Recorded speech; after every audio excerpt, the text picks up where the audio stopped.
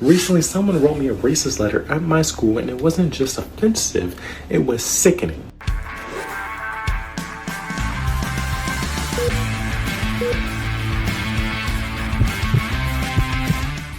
Shout out to the Cows gang. You already know what it is, Mr. Palmer, AKA Boss Daddy. And we gotta talk about this 16-year-old young brother who was being a victim of racism. Bruh. This student is a Chesterton High School track star, sophomore, and he's been getting harassed in school. This is a case that happened in December. And I want y'all to understand that racism does exist. People say it don't. People say it ain't like that. Oh, I say it again. You've been had. You've been took. You've been hoodwinked, bamboozled, led astray, run amok. This is what he does. So, unfortunately, this 16-year-old had to go through an unfortunate situation in school where someone wrote a letter to him, a racist letter, harassing him, even threatened to come to his property, go to his house, know his address. And I want you to take a look at this letter. To me, most likely it was a student, another student. And what the letter says, "Hey Julian, I'm glad to have gotten your letter. I see that you would like some shoes, but I unfortunately don't give black people presents because they are always stealing or destroying stuff. You might want to ask your mama for gas money because I know your broke ass don't got no money. You're a broke ass chicken eating Kool-Aid drinking boy. How about you move?"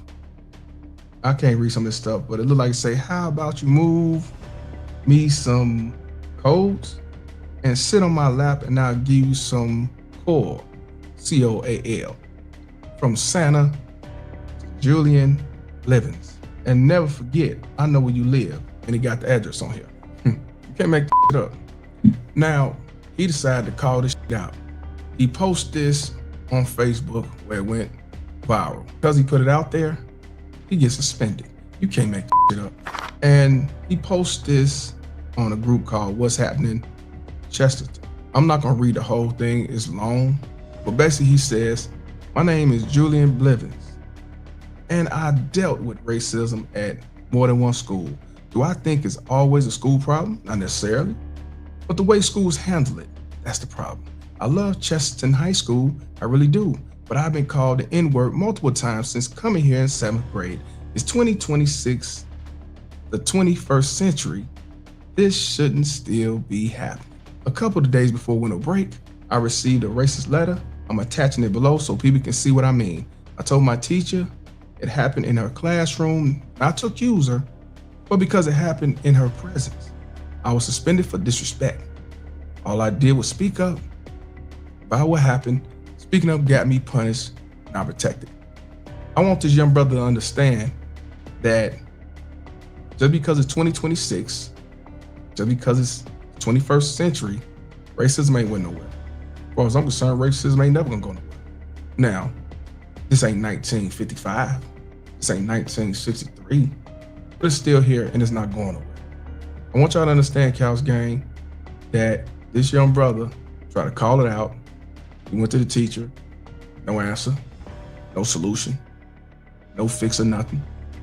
So he decided to put on social media, and now he's punished for it. So what I'm gonna do, I'm gonna let y'all check out the news. I'll get back to you. A high school student in Chesterton, Indiana says that he was punished for speaking up about racism. WGN's Emmy Victor brings you a story. You didn't suspend the racism. You didn't suspend the bullying. You suspended the student who exposed it. Julian Blevins is a student at Chesterton High School in Northwest Indiana. Over the last week, he's taken to social media to share his account of a disturbing incident at school. He shared these videos with us, which have already been shared thousands of times on Facebook. Recently, someone wrote me a racist letter at my school, and it wasn't just offensive, it was sickening. Blevins says he received this handwritten letter from a classmate before winter break. Addressed to the teenager by someone who only identified themselves as Santa, the letter begins by the author stating they don't give black people presents because they are always stealing or destroying stuff. The letter ends with the author listing an address and writing, "Don't forget, I know where you live." I did what students are taught to do. I spoke up and I reported it to administration. When Blevins reported the incident to school officials, he says he was the one who faced consequences. He alleges he was suspended for 2 days for being disrespectful to one of his teachers. I told my teacher that a racist letter had been written in her classroom if she knew about it or not. I never once accused my teacher of being racist. I never once raised my voice, and I stayed calm and honest and respectful. We reached out to the Doolin School Corporation to learn more about the incident. School officials provided us with a letter sent by the school's principal to families last Friday. It reads in part, "The reported incident occurred in early December. Once reported, CHS administrators began an investigation that included interviews with several students and staff members. Recorded video footage was reviewed and physical evidence was analyzed. As a result of the investigation, appropriate disciplinary consequences were assigned." Blevins says this is not the first time he has experienced and reported incidents involving race at his school. He says he hopes his story can bring change. We need to see it as a community. We want to see it. Racism, bullying, and hatred will not be accepted here in our states or anywhere. Emmy Victor, WGN News. This is definitely a unfortunate situation, Cal's gang.